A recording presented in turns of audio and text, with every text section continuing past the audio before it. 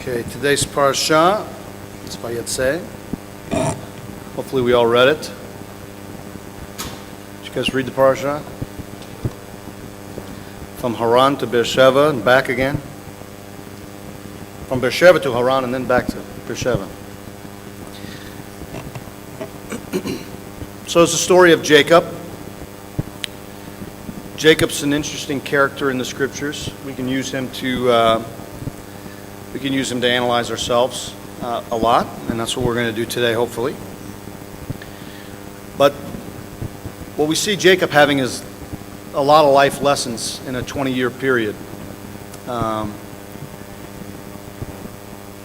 This guy didn't have it easy, and a lot of us believe that when you're walking in the favor of the Lord, that you're supposed to have it easy. I'll argue that Jacob didn't see it that way. Jacob didn't think he had anything easy. But the theme in life and what's evolved throughout time and over the period of the last couple thousand years, and specifically in Christianity, not so much in Judaism, but what's evolved is really if you're in the favor of God, then you should be highly blessed. There's a prosperity movement. There's a lot of people that follow prosperity teaching, and they believe in that. They say, well, I'm successful, or I'm blessed, or I have what I have because I'm following God and I'm in His favor. And that's not always the case. And we see here with Jacob, what we think about Jacob is that he was an amazingly blessed man, that his flocks were great and many, that, he started the people of Israel. The name Israel comes from Jacob himself. We find that name here in this parasha, where his name is changed after he wrestles with an angel. And the hollow of his hip is disjointed. To this day, Jews are not supposed to eat the sinews of the hip of an animal to remember that Jacob wrestled with the angel. But his name was changed to Israel. Israel literally means striving with God, literally means wrestling with God, literally means struggling. When you're a part of Israel, you're a struggler. When you're a part of the people of Israel, you're a struggler. And struggle has been the theme throughout all of Israel, throughout all of time, even to this day. Even though many people believe that Israel's blessed, we look at the economy of the world. The economy of the world is really managed by the Jewish people. There will be arguments left and right that that's true or not true, but a lot of the financiers of the world and a lot of the people of the world that manage most of the money are Jewish people, and Israel is a part of that. Now that blessing looks good on the surface, it looks good in the physical, but the physical and the spiritual are two different things. Wrestling in the spirit is really where we wrestle, because we wrestle not against flesh and blood. That's scripture that we all know very well. We wrestle against the spirits and principalities of the air, right? Sometimes you might not feel that you're wrestling in the physical, but your spirit is in conflict. This is what we see here with Jacob. Jacob's spirit was in absolute turmoil and conflict. The entire time that he was with his father-in-law, or his brother, if you will. If you read the parasha and you read it uniquely, Laban was his mother's brother, and Laban calls Jacob his brother. I don't think they had the concept of nephew, right? So so my sister's sons would be my brothers because she's my sister, and they would be my brothers. That's how they equated it back in the ancient times. So he married his brother's daughter, which is a little bit weird, right? He married his uncle's daughter, or his cousin, or his sister, right? So here we see that even Jacob, he'll present Abraham presented Sarah as his sister, which was true, based on how they viewed the scriptures. And throughout the people of Israel, the patriarchs, you see them. There's a theme of presenting to Avimelech and the different reigning kings of the Palestinians and so forth, or the Philistines. This is my sister, not my wife. To try to avoid harm. But it's just how they equated it. But here he is struggling within his own family. He's fled his father's covering. He's fled his father's land because Esau, who was his brother, was basically running that area. He moves to Haran, which is interestingly is where Avraham comes from. Okay, he goes back to where his grandfather was, and that's an interesting story. His grandfather was called out from Haran, and now he's going back to where his grandfather was called out from. Now, why would Jacob be called out? Why would Jacob go back to where his grandfather was called from? This is an interesting concept we have to think about. So keep it in the back of your head. But these are all the experiences, and as we go through Jacob's life, these are experiences that mold us. His experiences are even molding us. They should be molding us as we read through the story into the human beings or the people of God that we're meant to be. His experience prepares us to meet God, to create a home for Him here on this earth. You've heard me say many times, and others throughout Judaism say, it is our job, it is our mission to create an abode for God on earth. We have to create an abode for God here on earth. That's our mission, that's our purpose. When you go out and you spread the gospel of the message of the kingdom, which is what Yeshua told us to go do, to go spread the gospel of the kingdom, right? Part of the Great Commission is to spread that gospel of the kingdom. Spreading the gospel of the kingdom is literally making an abode for God on earth so that man would live and dwell with God and in His presence. And if we live and dwell in His presence, we're bringing His presence down to earth so that all could realize Him. It's important for us as fast as our lives are, and my life's pretty fast, your life's pretty fast. As it passes by, it gets a little bit strange, feels strange.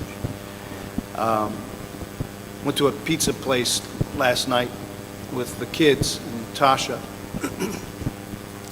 And I'm looking around and I'm seeing the families. And, there's some older gentlemen there with you could tell that one of them was their sons and their daughter-in-law and their grandkids. And I'm sitting there with my children. And I'm thinking to myself how life just passes you by.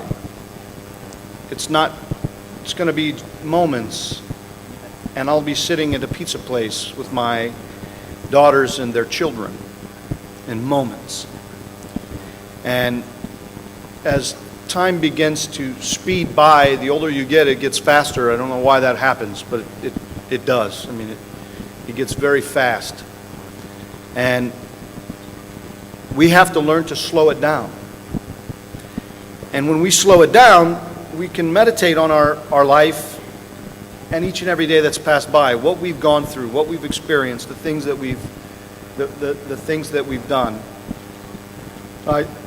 We went out for Brian's birthday a couple of weeks ago, and I told the guys, I said, let's go out and we've got to memorialize the fact that he turned 40 years old. I mean, that's an old dude. He's 40,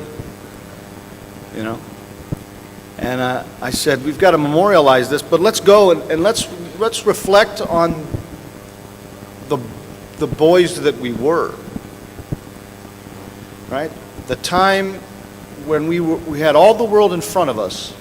We were ambitious.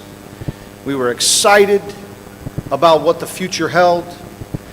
The reality is we're living in our future right now. We're living in it. We're living in what we anticipated then. Right? Back then, when we were just starting out, we anticipated these lives. What our future would look like, who our children would be, who our wives would be, all these things. We anticipated that. And we anticipated where we would end up and where we would be working and what we would be doing. And I said, let's go back to that, because sometimes, you look into your future and you see something bright, and then you don't even realize that you're actually in your future when you're in it. Well, let's ignore that. You're 40 years old, but let's act like we're 20. Just for fun. Right? Slow it down a bit. Go back to those days. Everything in life is interesting how it passes you by. The people you meet, the faces that you remember. I still run into people from high school, which is a trip to look at how, what people have become over the 20 years, 20 plus years or whatever it is. But we do this looking at our life, slowing it down. We do this in order to understand the culmination of events that have shaped us into who we are right now. Each and every one of you are an individual, unique person. You've become someone over the course of the last 30, 40, 50, 20 years maybe. However old you are, you've become someone. And you should look into your mirror and say, why have I become who I am, right? And where has God been along the way? Looking back and saying, God, where have you been along the way is important. Jacob recognizes that, and when he recognizes it, he sets up memorials. You read the parashah, he laid his head on a stone. When he laid his head on that stone, he became a pillow. That pillow became a pillar. It left the concept of a pillow and it became a pillar of remembrance. And he named that place Bethel because why? He experienced God there. He never wanted to forget the experience he had with God at that moment in time. As he ages, as he goes on, he names that place Bethel, and he will always remember what God had done for him at that place. He sets up a memorial. Memorials are important for us to reflect and look back on. If we simply allow life to grow older, if we let it race by us without embracing the wisdom that births out of our experiences, and if we don't pass that wisdom on to the next generation, we're no better than any thief in the world. We're basically thieves. We're taking what God is giving us and we're stealing it. God is requiring us to take what He's taught us, our experiences, the culmination of all those events that have occurred in our lives, those memorial stones that we put in place. He's requiring us to share those with the next generation so that they can grow and move on from there. So when Jacob's children come to Bethel, they can reflect upon Bethel and say, this is where my father met God. And they teach their children, this is where your grandfather met God. And then their children, this is where your great-grandfather met God. And let me explain to you who you are. Who you are as a people. I'm a firm believer that you don't know who you are until you know where you came from. It's important to know where you came from, to know who you are, because you are just the culmination of many other experiences, right? You've become who you are because of your experience with your parents, because of your experience with your grandparents. Some people had really terrible upbringings, which made them who they are. Some people had phenomenal upbringings, which made them who they are. Some people remember a great-grandmother or a grandmother or someone who treated them well in life, which made them who they are. They can reflect back on a person that said that I think the way I think because I was raised this way. I hear it a lot from people in my life. Well, you are who you are because of how you were raised.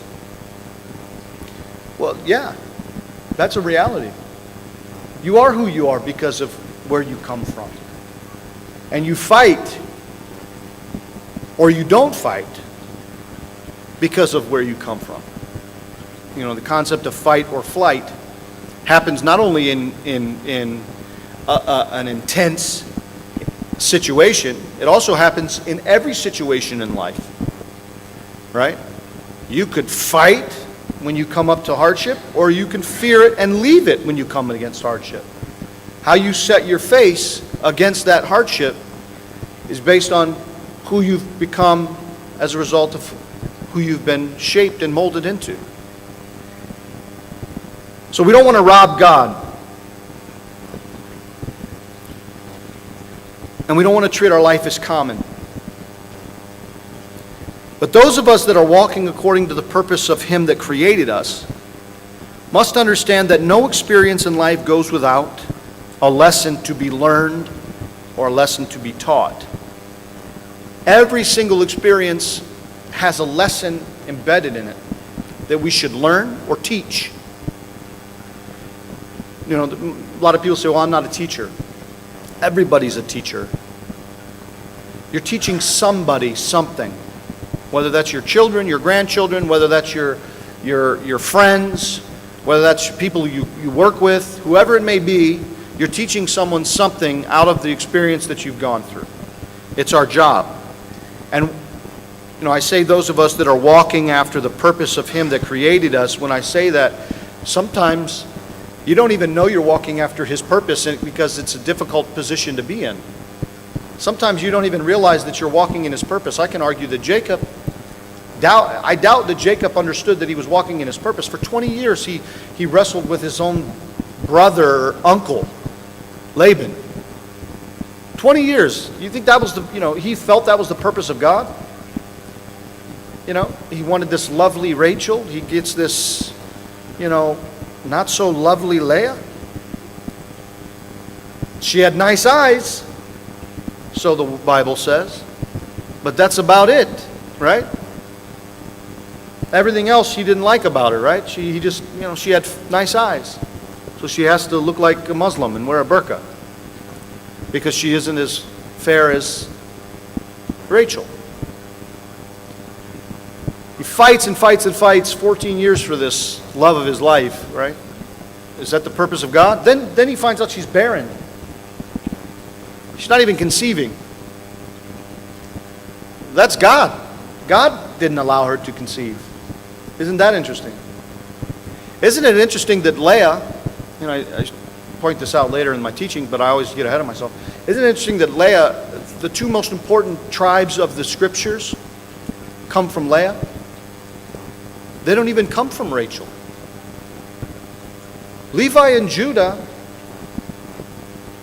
the priesthood and the kingdom, come from Leah,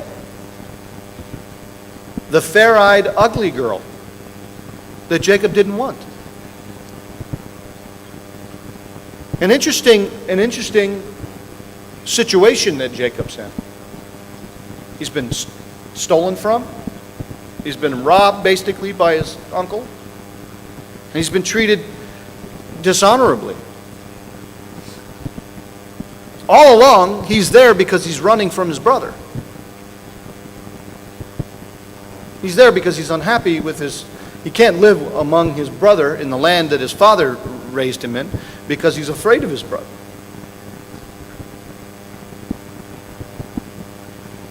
Remember, Jacob was a mama's boy, and Esau was not. Jacob was a little bit wimpy, and Esau was really, really tough. Right? We remember the story. And it put him in a position that why would God choose Jacob? Maybe God likes mama's boys. I don't know. He's a little bit weaker than Esau, if you remember. Esau would have believed that what he achieved was from his own strength. Jacob had an understanding that what he would have achieved is from God because he was unable to do what Esau was able to do. Maybe that's why the elder shall serve the younger. Because the innate heart of that man was different from Esau's heart. Where Esau was going to be a great achiever, he was going to win the world, he was going to have hundreds of men that served him. Jacob was a different person. He would have had to rely on God to achieve the things that he achieved. So here we are, this position, understanding our experiences, walking according to his purpose, learning as life goes by, what lessons have to be taught to those that are around us. And in today's parasha, we begin to learn from the experiences of this patriarch, who is a signpost given to us by God. Jacob is a signpost, and we're supposed to reflect on his life and take what we've learned from him, because he's our brother. And God used him to teach us. The biography of Jacob as an independent personality begins right here in this parasha. If you look at the JPS Torah commentary, it explains that Jacob, who's the home-loving favorite of the overprotective mother that he had, is now in exile, utterly alone. He's friendless. He's embarked on a long, perilous journey that's to take him from Beersheba into southern Canaan to Haran in northern Mesopotamia. His character is to be tested. He's to be refined, his personality molded and transformed by the experience along his journey. It's interesting that we do not receive the details of the trials and the tribulations that Jacob experiences on the way to Haran, except for a singular event that creeps up on Jacob and sends him onto his back to find God directing him in the course of his fathers. Genesis 28, verse 10, it says, "And Jacob went out from Beersheba and went toward Haran. And he lighted upon a certain place and tarried there all night, because the sun was set. And he took of the stones of that place and put them for his pillows and lay down in the place to sleep." So here already at verse 10 we find an interesting experience that Jacob's embarking on. He's leaving Beersheba to southern Canaan to travel to Haran. In chapter 12, Genesis 12, the Lord tells Jacob's grandfather to leave Haran and take his family to Canaan, where they would number as the sands of the sea and the stars in the sky. Already Jacob's journey should cause you to question, what is he about to learn, and what can I take from this experience? Why is it that Jacob's grandfather was told to leave Haran, and he's going back there? Part of this is you don't know who you are until you know where you came from. Jacob's on a journey to find out who he is. And he's beginning it at this point. He's going backward so that he could go forward. Isn't that interesting? Sometimes in life we have to go backward to move forward. 2 steps back, 1 step forward, maybe 3, maybe 5. And he dreamed, in verse 12 it says, "And he dreamed, and behold, a ladder set up on the earth, and the top of it reached to heaven. And behold, the angels of God ascending and descending on it. And behold, the Lord stood above it and said, I am the Lord God of Abraham thy father, and the God of Yitzchak. The land whereon thou liest, to thee will I give it, and to thy seed. And thy seed shall be as the dust of the earth. And thou shalt spread abroad to the west, and to the east, and to the north, and to the south. And in thee and in thy seed shall all the families of the earth be blessed. And behold, I am with thee, and I will keep thee in all places whither thou goest, and will bring thee again to this land, for I will not leave thee, until I have done that which I have spoken to thee. And Jacob awaked out of his sleep, and he said, Surely the Lord is in this place, and I knew it not. And he was afraid. He was afraid. That's a fearful experience when you meet God. I remember my sister and I were in Israel. I've told many of you this. I had a dream when I was in Israel, in the hotel. I was up late. I was on the balcony, and we were right outside at the. It was called the Renaissance, I believe, at the time. We were right there in Jerusalem. Migdal David was right on the left side of our hotel. I could see it. And I was praying late, and I came in, and I was 19 years old, I think. Something like that. 18, 19 years old. It's like when I came in, I went to bed, and I immediately went into a dream. And in my dream, I saw God, and I won't repeat it, but I saw God in my dream. And He spoke to me. And it was an overwhelming dream. I mean, one which I was very much lucid, very much aware, very much awake, and I knew that I was in a dream, and I knew that I was meeting with God. And when the dream ended, I woke up immediately. It was like I wasn't even sleeping. My eyes just opened. And I was so afraid. I was shaking. And tears were coming out of my eyes. And my sister here in the bed next to me, she says to me, because it was just her and I in one room and my parents had another room, she says, Shelley says to me, "What's the matter, Mikey?" And I said, "I just saw God." And she goes, "That's nice. Go back to bed."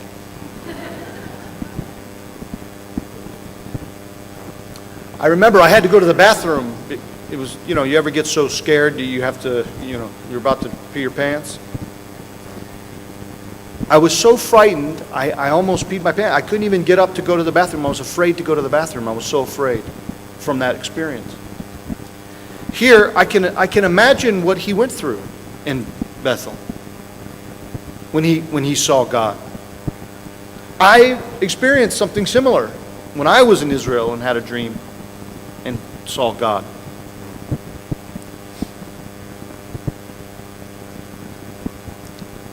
Let me find my spot.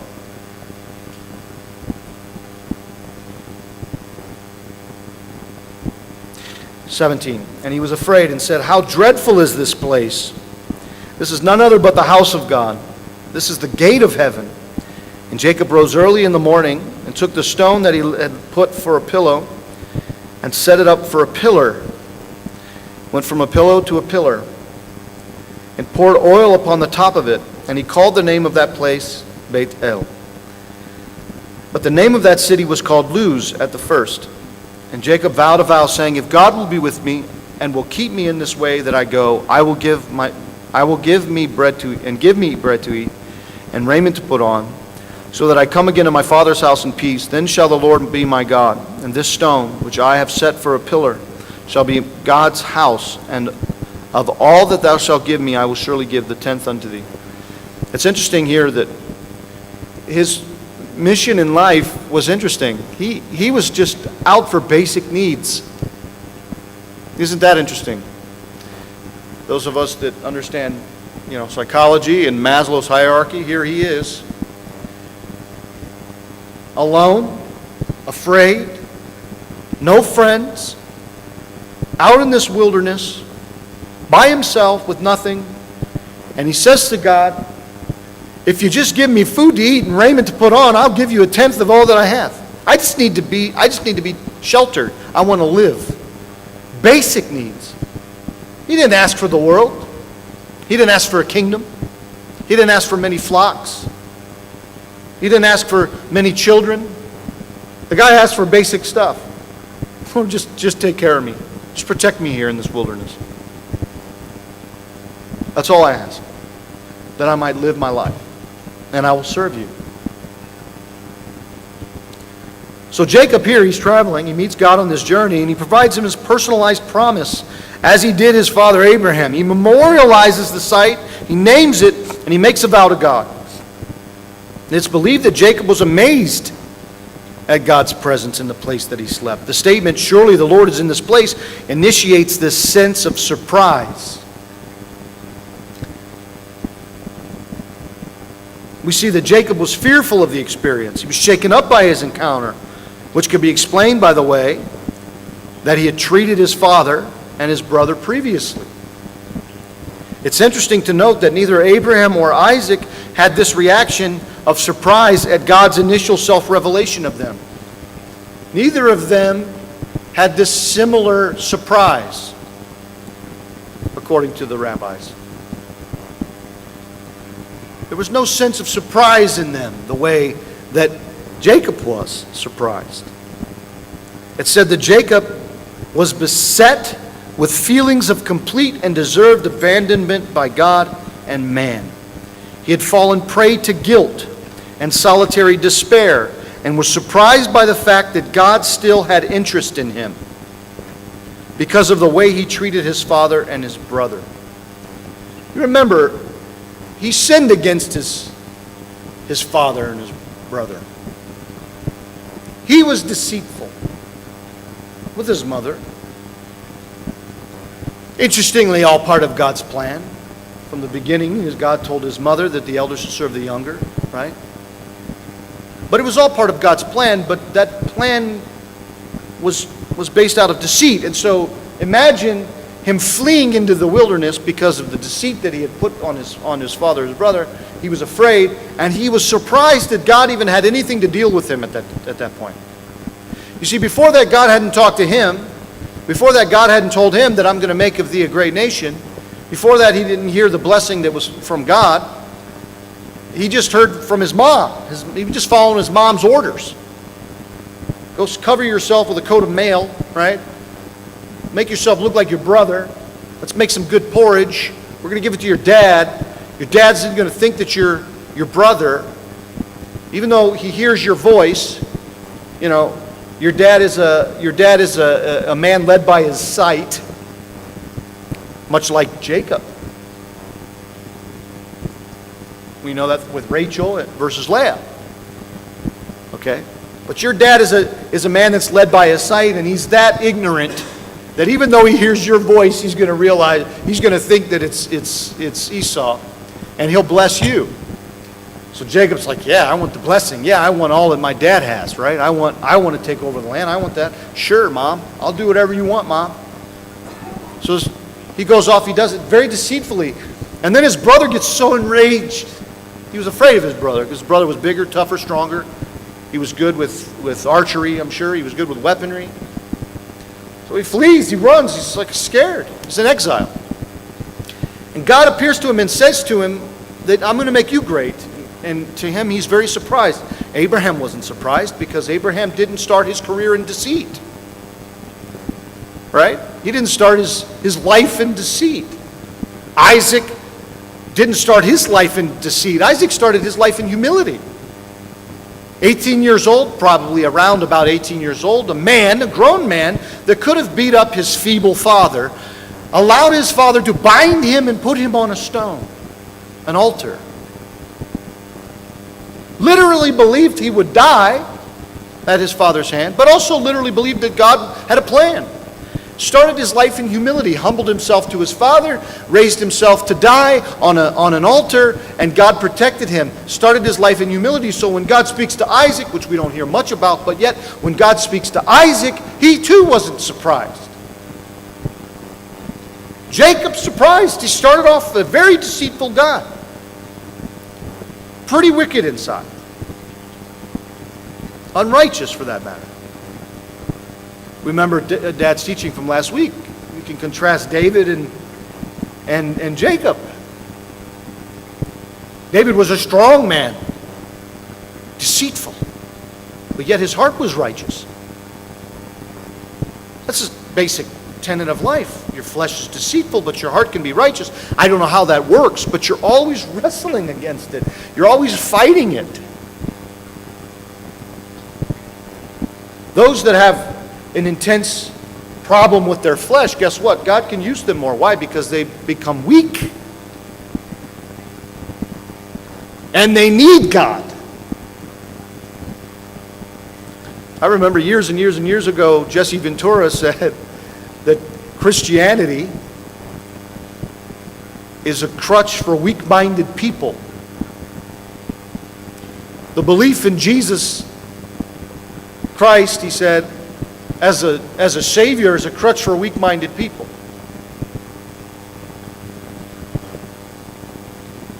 What the guy doesn't understand is that all flesh is weak. Everyone is weak. And we need God. It's an illusion to believe that you're strong. The mere fact that we're out of communion with God, the mere fact that we're not in the position that we should be with God, in the Olam Haba, is the fact that we are a weak people and need God.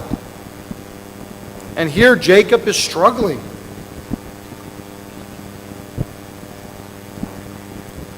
So he makes a vow that if God would keep him safe along his journey and that he would come back to his father's house in peace, and then he would give to God 1/10 of all that he had. But the dream and the place called Beit El did not keep him from moving forward on his journey.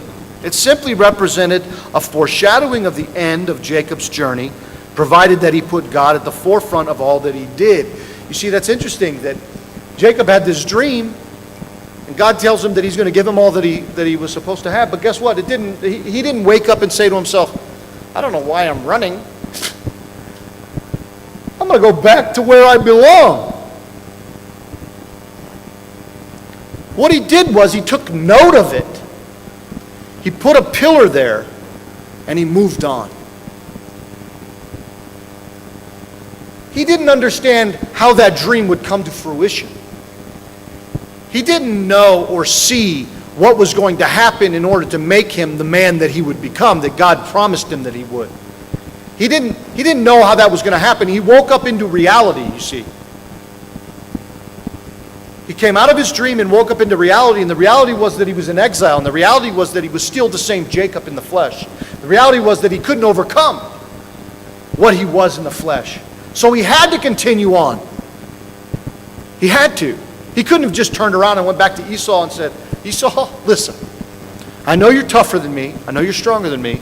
But God came to me in a dream and said that I am the rightful heir to the kingdom of God that is going to be established here on earth. And it will be through my, loins that God blesses the earth with a great and mighty people that he promised to our grandfather Abraham. And it will not be your seed, but my seed, that God will bring forth that great and mighty seed. Mind you, Esau also was a part of we forget that Esau was a part of the generations that would number of the sands of the sea and the stars of the sky. Esau's descendants were the Edomites, which constantly, continually conflict with the people of Jacob, their own brothers, right? Not only Isaac, but Ishmael as well. Those descendants constantly conflict with the people of Israel. Part of the generations and the kingdoms that God made out of the loins of Abraham. Okay? That birthright or that blessing didn't follow those lines. They followed the lines through Jacob. But regardless, they're all still part of that. And need to come into the blessing of God.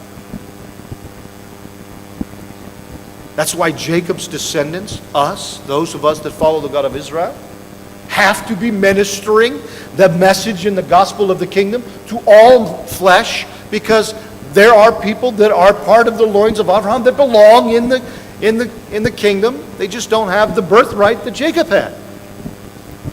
We have to bring them in as part of our mission.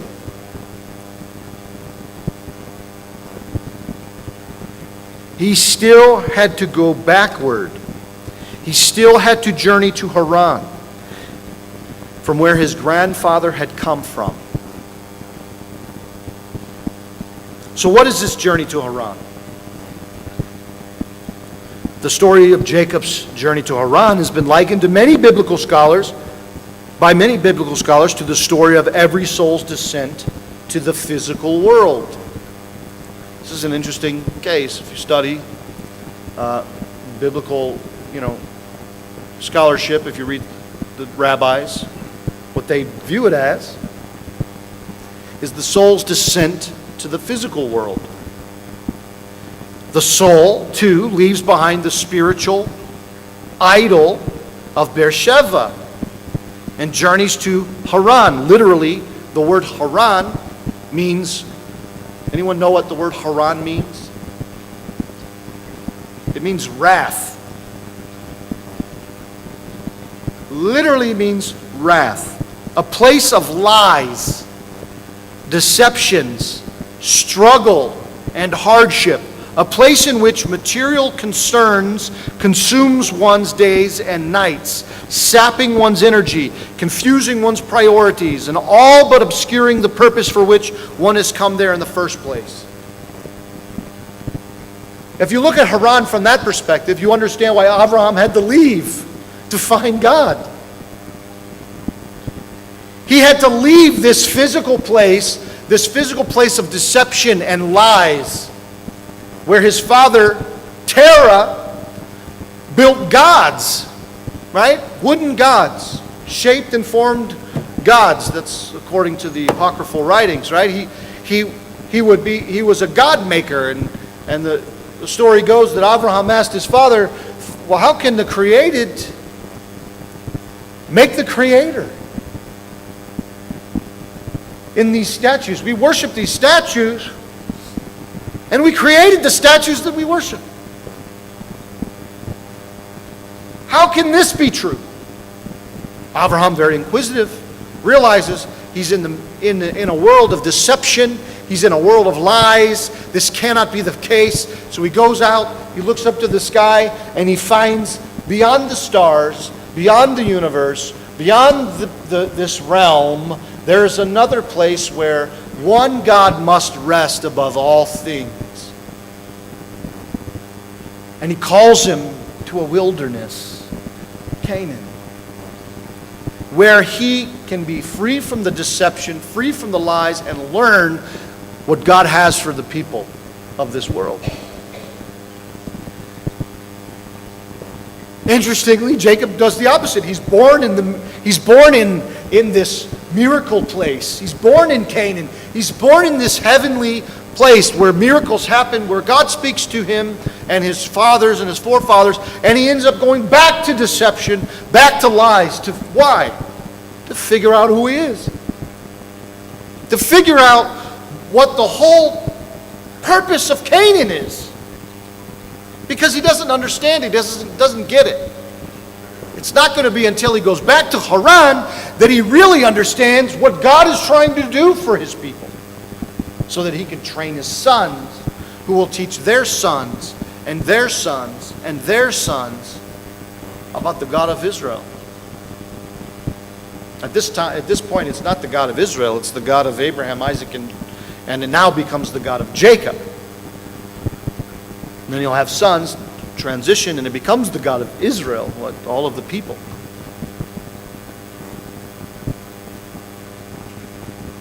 So Jacob comes to this place where God meets him, the place he calls Bethel, and he proceeds along his journey to a place that would create hardship, trial, and testing for the next 20 years of his life. Jacob's father-in-law was a deceiver, much like Jacob was. Both of them were deceitful.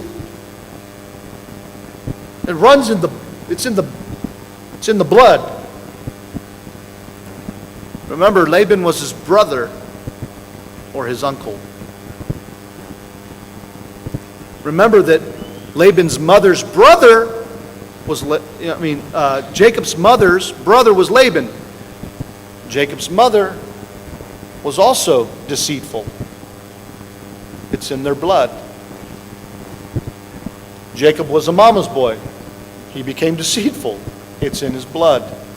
He had to go back to the place of deceit to even figure out who he was.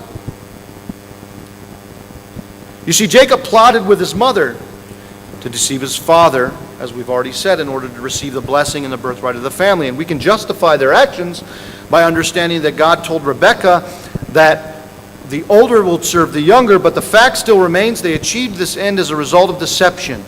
In like fashion, Laban deceives Jacob to get what he wanted from him. Jacob could have been the best and the hardest working person on Laban's staff, and as a result, Laban wanted to maximize his outcomes through ensuring that Jacob stay around and help with the work to be done.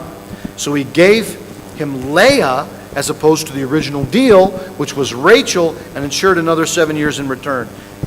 Remember in the parsha, Jacob looks at Laban and says, I've been your best asset.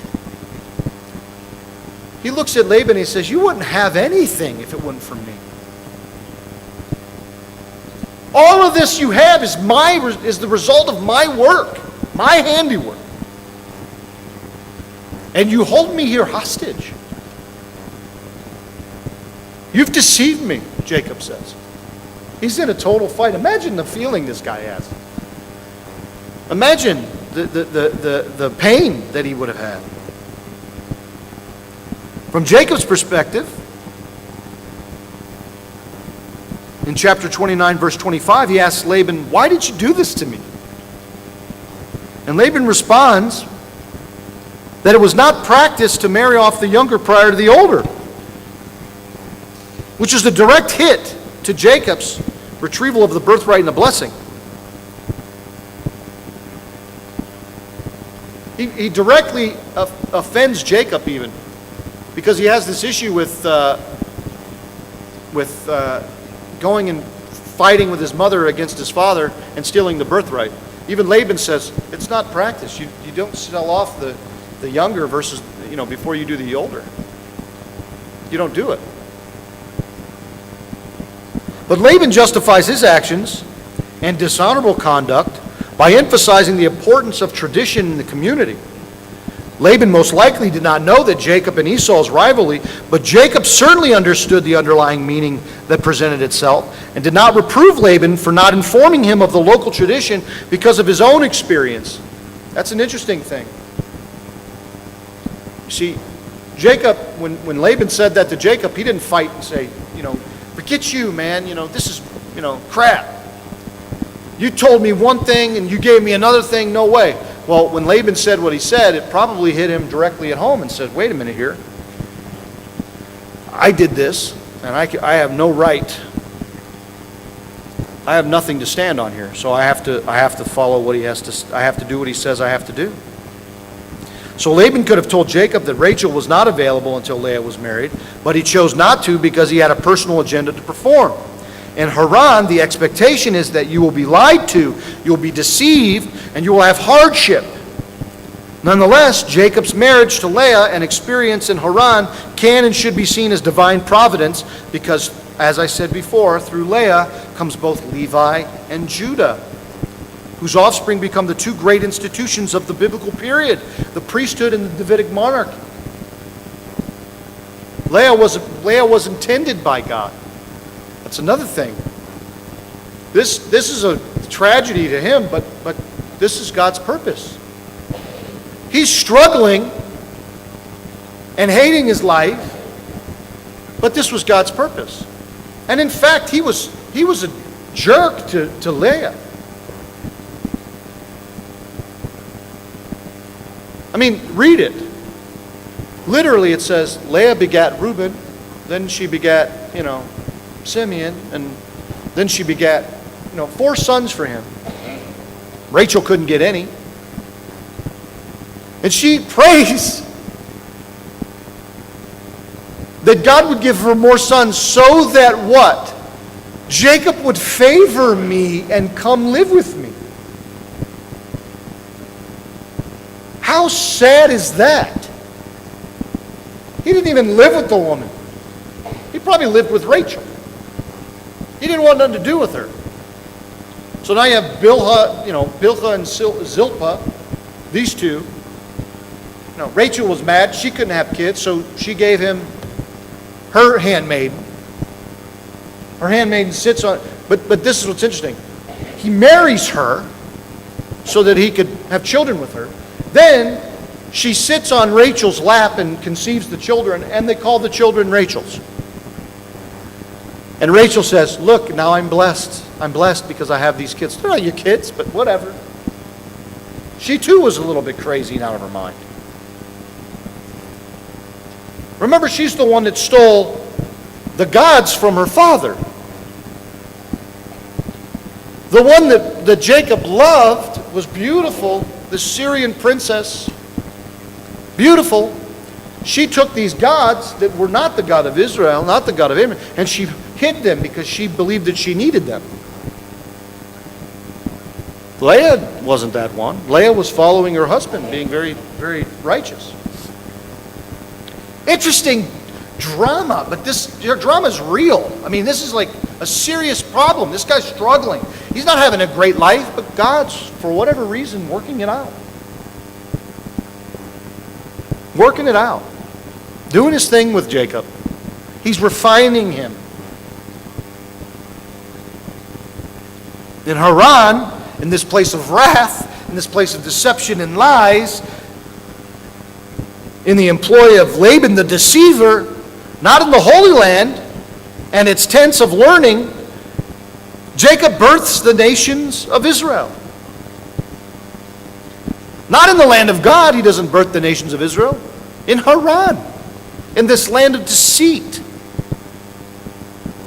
It's here that he marries and fathers 11 of the 12 sons who will become the 12 tribes of Israel. Had Jacob remained in the Holy Land, his life would have had no significance to us today. Someone else would have had to have been chosen of God.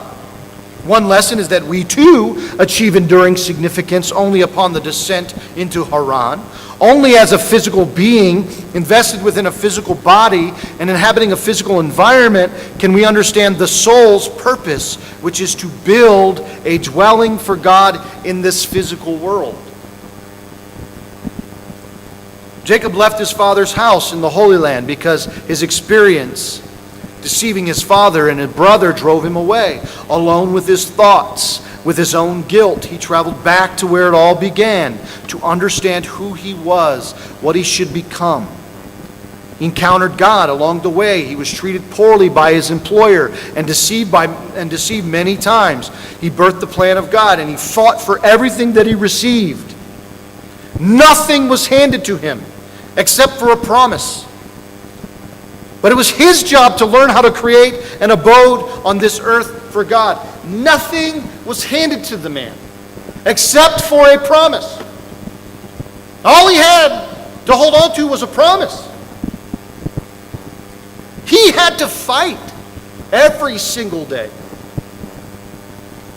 You see, just because you're walking according to the purpose of God doesn't mean that it's easy and things just fall into your lap. You can't take out your credit card, swipe it at your local congregation, and think that you're going to get your mortgage paid now because you gave the church some money. You have to work. God expects us to work. He expects us to struggle. We are strugglers. There's a song I love. It's a song sung by an Orthodox Jewish guy, more modern Orthodox Jewish singer. And in the song he says, I'm a son of Jacob. I'm a struggler. The whole song is about struggling. But he says, I'm a son of Jacob. I'm a struggler. Interestingly, in Judaism we get that. We understand it. That's part of our DNA.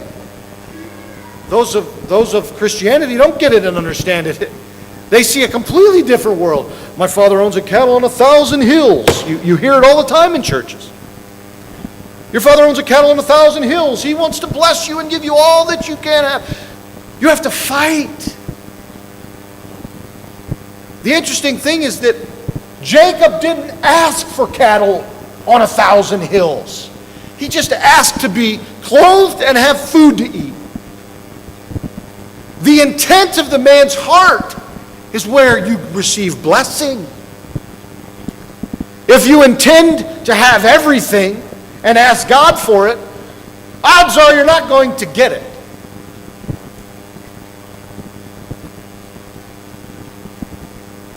Because that's an evil, wicked intent. Lord, I will serve you and give you 1/10 of all that I have if you give me a kingdom. Jacob didn't say that.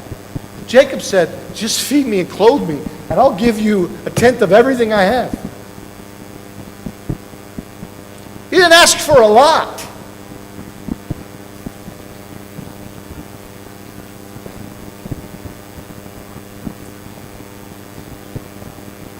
He received this promise.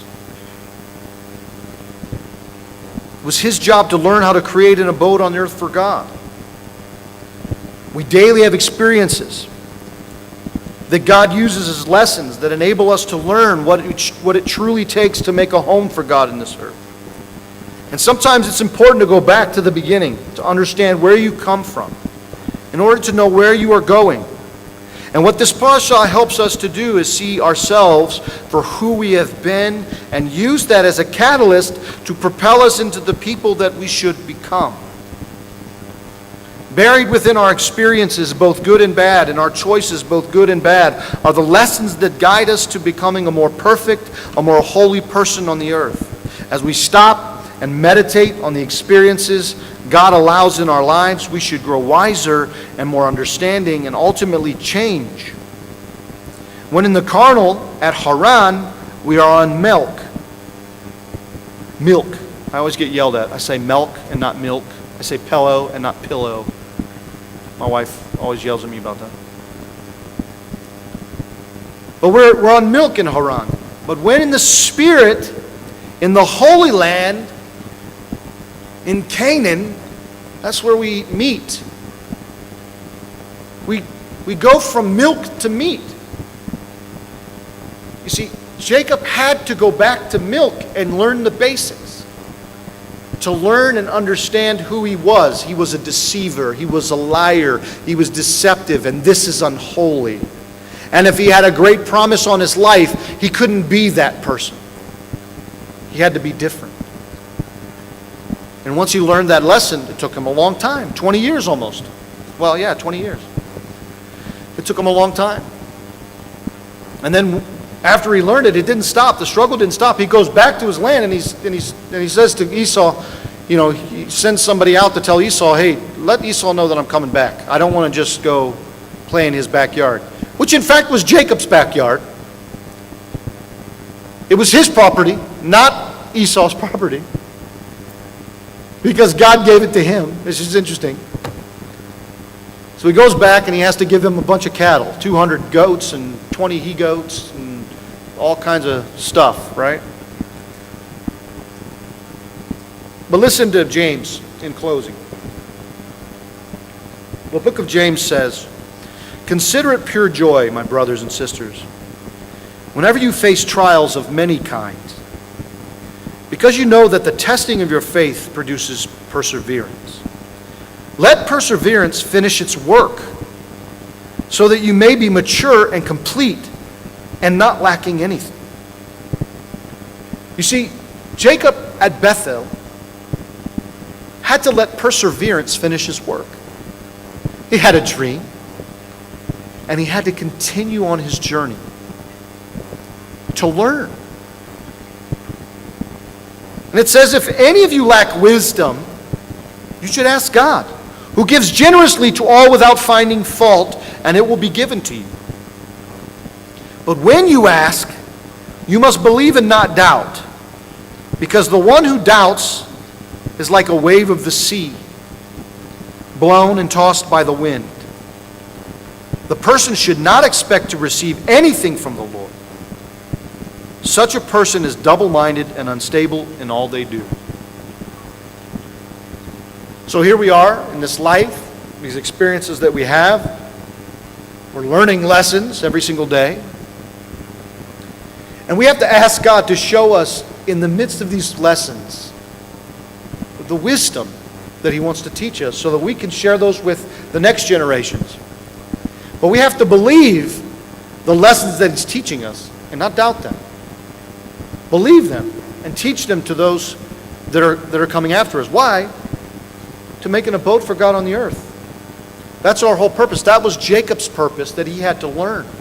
Jacob had to learn that you are the son of God, the son of Abraham, the son of Yitzchak, and I will now make you my son.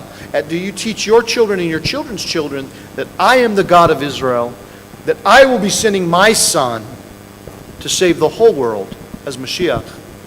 Amen. It is our duty to praise the Master of all, to ascribe greatness to the author of creation.